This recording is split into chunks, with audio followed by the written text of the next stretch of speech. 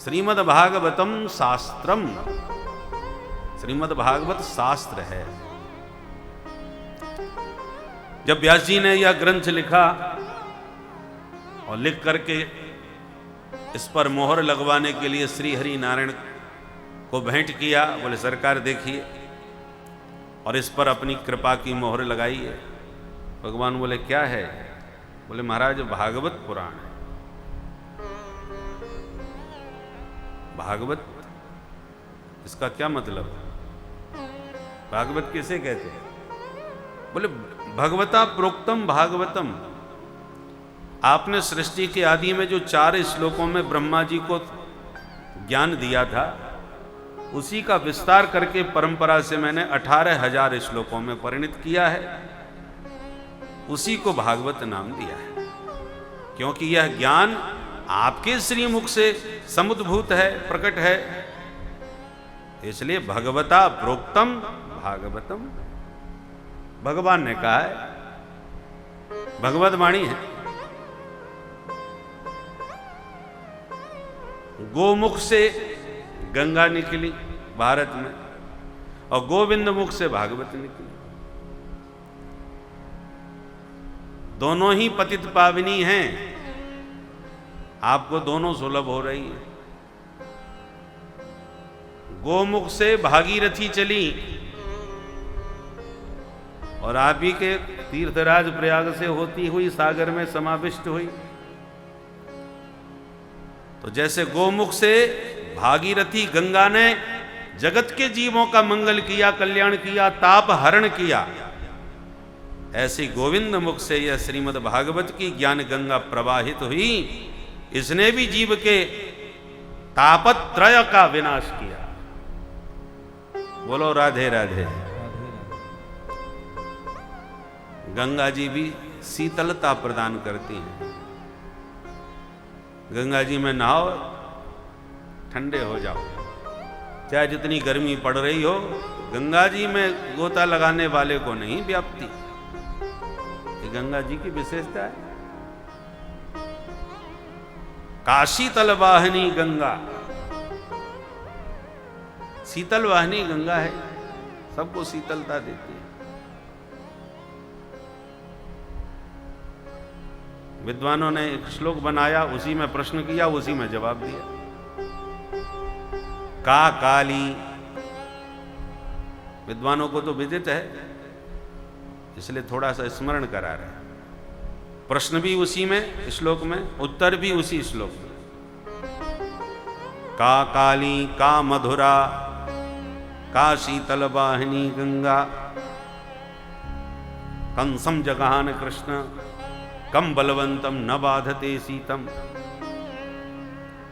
प्रश्न है का काली, काली क्या है? का शीतल वाहिनी गंगा, शीतल प्रवाहित करने वाली गंगा जी कहां बहती हैं? का काली, का मधुरा, मधुर क्या है, काली क्या है, शीतल वाहिनी गंगा कहां है? कृष्ण ने किसको मारा? कम संजगहान कृष्ण, कम बलवंतम, ऐसा कौन बलवान है? न बाधते शीतम, जिसको ठंडी न लगे।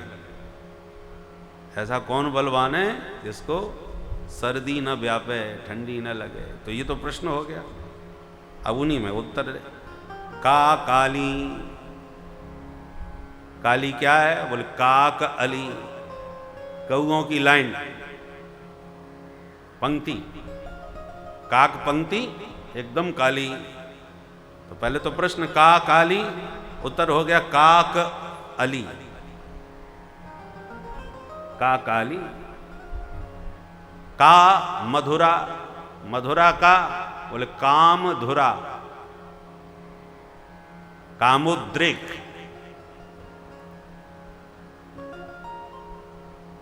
का शीतल वाहिनी गंगा, शीतल वाहिनी गंगा कहां? बोले काशी तल, काशी के किनारे बहने वाली गंगा बड़ी शीतल।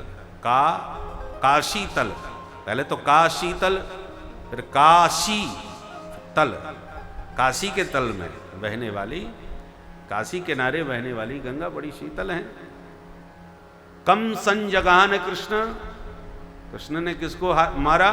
कंसम जघान कृष्ण, कंस को मारा। और कम बलवंतम, कौन बलवान है? न बाधते शीतम, जिसको सर्दी ना लगे। बोले कम बलवंतम, कंबल जो ओढ़ करके बैठे उसको सर्दी कहां लगेगी? तो श्लोक एक ही है, प्रश्न भी उसी में, उत्तर भी उसी में।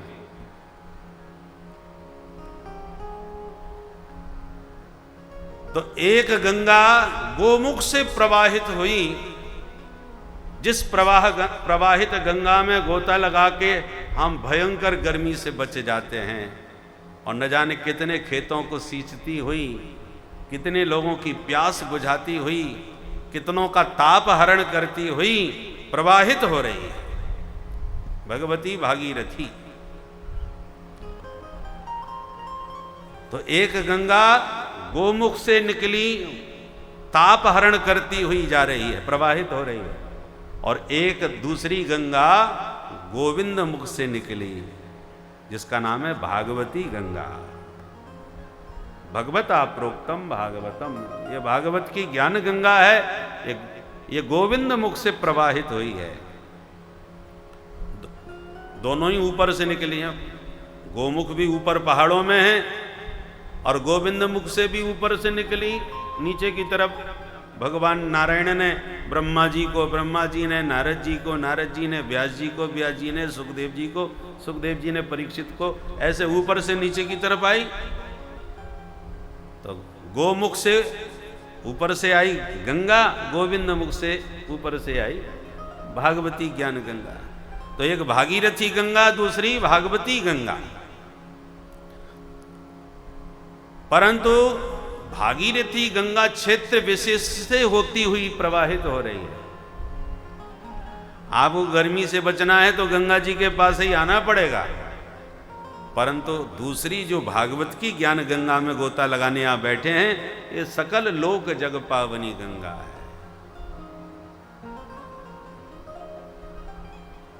गंगा जी में हम आपको जाना पड़ेगा, परंतु ये भागवत की ज्ञान गंगा आपके घर ही आ जाती है।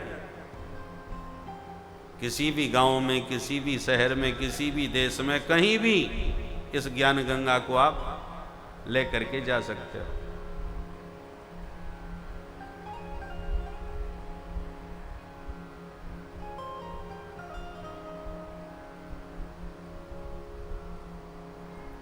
इसलिए दोनों ही शीतलता प्रदान करती हैं। अंतर या दोनों में किया जाए, समीक्षा की जाए, तुलनात्मक अध्ययन किया जाए कि भले ही दोनों बहनें हैं, क्योंकि दोनों को प्रकट करने वाले प्रभु हैं।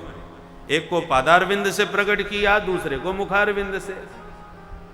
तो सगी बहनें हुई, पर बहनें भले ही जुड़वा भी हों, फिर भी छोटी बड़ी का भेद तो होता है। कुछ सेकंड का ही क्यों ना हो, छोटी बड़ी तो माननी पड़ेगी। तो एक भागीरथी, दूसरी भागवती गंगा है। इन दोनों में बड़ी कौन सी है? तो को बड़ छोट कहे तो अपराध हो, किसको बड़ा छोटा कहें। पर फिर भी विवेक से विचार करके देखें तो हमें तो भागवती ज्ञान गंगा ज्यादा बड़ी दिखाई पड़ती है। वो कैसे सिद्ध करो? बोले देखो भाई, भागीरथी गंगा में जाना पड़ता है और भागवती ज्ञान गंगा स्वयं आके स्नान कराती है। ये बड़प्पन है उसका। दूसरी बात, गंगा जी में नहाने से तन का ताप मिटता है और श्रीमद् भागवत की ज्ञान गंगा में गोता लगाने से मन का ताप मिटता है। एतस्माद् परम किंचित मनः शुद्धेन विद्यते, जन्मांतरे भवेत् पुण्यम तदा भागवतम लभे। तो बड़ी बहन हुई कि नहीं? तन के ताप से ज्यादा खतरनाक होता है मन का ताप। बाहर के ताप को सहन करने के लिए तो वृक्ष भी हैं, उनके नीचे बैठो, एयर कंडीशन भी बना दिए हैं, वो कुछ नहीं है। तो गंगा जी में गोता लगाओ। परंतु जो मन में ताप है, जिसको कहते हैं टेंशन, एक सन हमको इतना सता रहा है, तो जिसके भीतर टेंशन हो उस बेचारे का क्या हाल होगा सोचिए। और आजकल सब प्राय लोग टेंशन में ही ज़्यादा रहते हैं। जिसको देखो छोटे छोटे बच्चों को डिप्रेशन हो रहा है, छोटी छोटी बात पर टेंशन हो रहा है। इसलिए ये गर्मी बहुत घातक होती है भीतर वाली। और उस भीतर के मनस्ताप को दूर करने के लिए श्रीमद् भागवत की ज्ञान गंगा प्रवाहित हुई है। गंगा जी में स्नान में बहुत सावधानी की आवश्यकता रहती है। तनिक भीतर गए तो गए, इसलिए सावधानी से ही गंगा में गोता लगाना। और श्रीमद् भागवत की ज्ञान गंगा में गोता लगाने में कोई खतरा नहीं है। जितने भीतर जा सकते हो जाओ, जितनी गहराई में गोता लगा सकते हो लगाओ, कोई टेंशन नहीं है, कोई खतरा नहीं है। तुम्हारे सामर्थ्य की बात है कि तुम कितनी गहराई में उतर सकते हो। विद्यावताम भागवते परीक्षा, रणांगणे शस्त्र भृताम परीक्षा। रणभूमि में पता चलते हो, ऐसे श्रीमद् भागवत के ग्रंथ के प्रतिपादन में पता चलता है तुम कितने पंडित हो, तुम्हारा कितना पांडित्य है। वेद वेदांत दर्शन सब कुछ है इसमें। जो जिस स्तर का होता है वो उसी स्तर पर, उसी गहराई, उतनी गहराई में जा पाता है। बड़े बड़े परमहंस इसमें गोता लगाते हैं, वो भी था नहीं पा रहे। यत्र मज्जति मंदरम, मंदराचल पर्वत भी जहां डूब जाता है, ऐसा यह अनंत सागर है।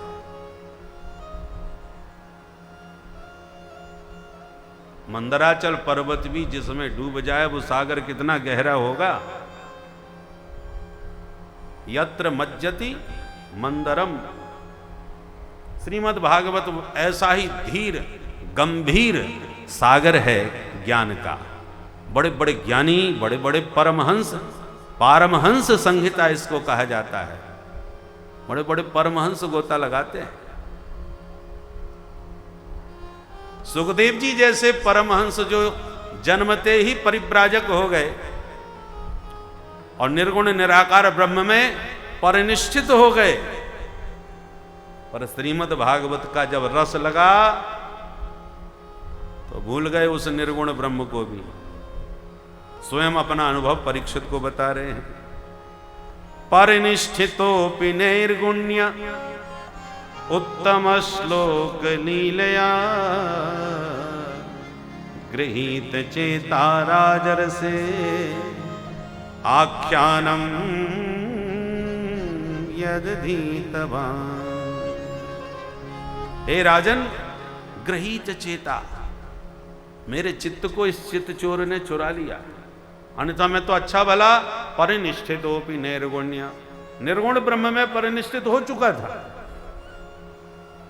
मेरा मन वहां लगा हुआ था, पर उस निर्गुण ब्रह्म में लगे हुए मन को भी उत्तम श्लोक लीलया गृहीत चेता, गोविंद के गुण गणों ने चुंबक की तरह चित्त को चुरा लिया और मैं खिंचा चला आया। ऐसा ये अलौकिक अद्भुत अनुपम रस है। तो व्यास जी महाराज ने भगवान को दिखाया, सरकार ये ग्रंथ आपको समर्पित है। आपने पूछा नाम, तो बता दिया नाम, इसका नाम है भागवत। क्योंकि आपके श्रीमुख से समुद्भूत है, इसलिए भगवता प्रोक्तम भागवतम, यही नाम मुझे समुचित लगा। ठाकुर जी ने सहमति दी, आशीर्वाद दिया। बगल में ही बैठी थी महालक्ष्मी। लक्ष्मी जी से कहा, माता जी आप भी आशीर्वाद दीजिए। लक्ष्मी जी ने कहा, हमारा जब नाम ही नहीं है इसमें तो हम आशीर्वाद क्यों दें। बोले नहीं माता जी आपका भी नाम है। कैसे है हमारा नाम इसमें, कहाँ है बताओ। बोले भागवत का मतलब होता है भगवत्या प्रोक्तम भागवतम, भगवती की वाणी से जो प्रकट हुआ है। लक्ष्मी जी ने कहा ये जबरदस्ती वाला अर्थ हमको नहीं बताओ, पांडित्य के बल पर, व्याकरण के बल पर समास करके आप अर्थ बदल के जबरदस्ती हमको खुश कर रहे हो, ऐसे नहीं चलेगा। मुझे मेरा नाम स्पष्ट रूप से चाहिए तो आशीर्वाद पाइए। तो ठीक है माता जी, आपका भी नाम जोड़ देते। कैसे? बोले अभी तो केवल भागवत था, अब श्रीमद् भागवत। श्री भगवती लक्ष्मी श्रीमत से विभूषित है। किशोरी जी, आप तो आपका नाम श्री के नाम से सुशोभित है, स्पष्ट है, अलग से है। बोले हाँ, अब हम पूरी तरह संतुष्ट हैं। तब किशोरी जी ने भी कृपा पूर्वक आशीर्वाद अनुग्रह प्रदान किया। तब पूरा नाम हो गया श्रीमद् भागवत महापुराण। बोल भागवत भगवान की जय।